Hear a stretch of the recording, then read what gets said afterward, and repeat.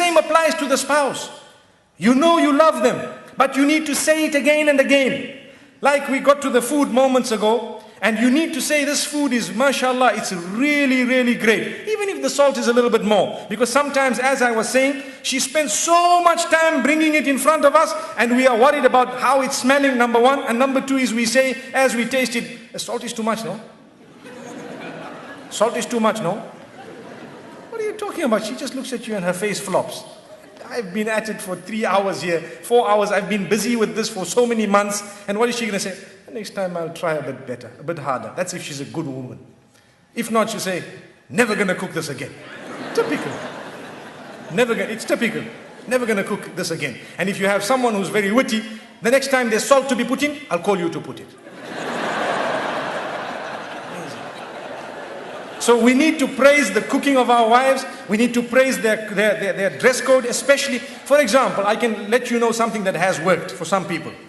Where you find some women, they don't like to dress appropriately. So the husband sometimes wants to tell them something. There are 2-3 ways of doing it. You can either say, this is very bad, I don't want you to wear this. And you might have a response. But if you want a response from the heart, what you do is, you tell them, the other dress looked much better than this. You see, so you are praising one thing, and that praise is not there when the other thing is there.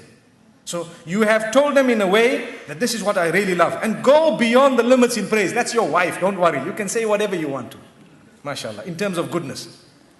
Like the food, when you eat, even if it is a little bit this way, that way, just praise it, MashaAllah. See what it is.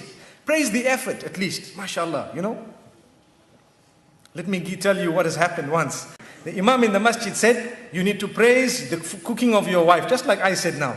So the man went home and he had this meal and he was looking at it and looking at his wife and smiling and all happy, mashallah, and excited and everything. And when he finished, he says, oh, it was awesome.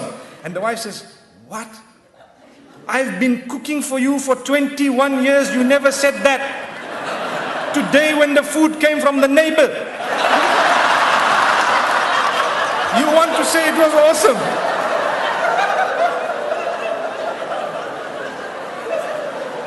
So he says, oh, I'm sorry about that. I didn't know.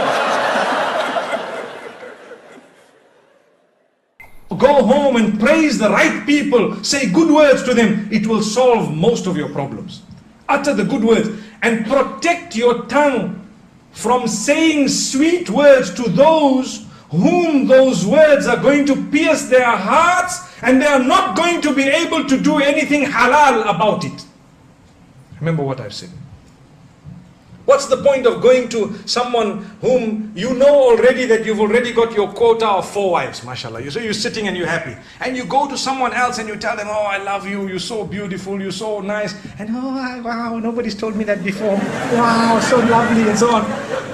Is there any form of halal outcome of those statements? They said, today we went and we were told to come out and utter good words. So my darling, here's the best of words. Oh, you're gorgeous, and so on. Believe me, who are you talking to?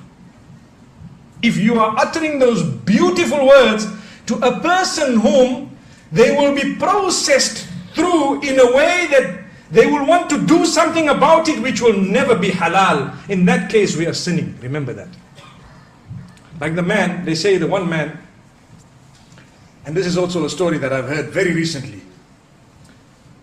His wife tells him, listen, you know what, you have to tell me, you have to swear that you're going to be honest with me. He says, okay, I'm honest. Describe your love for me. So the man says, he thinks for a moment and he says, you know what? You are like my SIM card, I'm like the phone, Without you, I'm nothing. You know that. Wow. So the woman goes back so happy and delighted. Wow, I'm so happy. It's the sweetest, most romantic thing I've ever heard. Imagine, without a SIM card, what is a phone? How many of us have phones? No SIM card. Can you have a phone, no SIM card? You have a SIM card. So then he walks out, and as he's walking out, he said, and she's saying, wow, most romantic word I've ever heard. He says, she doesn't know my phone has a quad SIM. Allah protect us. What a dirty mind. What a dirty mind. But this is the problem with us today. We want to utter words that just soothe people's minds when we don't really mean them sometimes. Why would he have spoken about a dual sim or a quad sim if he was sincere? He wouldn't even have uttered that. May Allah protect us. So the reason I raise this is, I know some of the brothers are nudging each other to say there is a quad sim in the market, you know that? But that does not make the relationship any better. We need to know that when you say beautiful words, you need to make sure that you are uttering them to the right person. And you need to make sure you are not being hypocritical by the will of Allah subhanahu wa ta'ala. For your spouse, it's an act of worship to utter words to make them smile, to make them feel desired, to make them feel they are the most important people in the world. There will come a time when you too will feel that definitely they are the most important people in this world.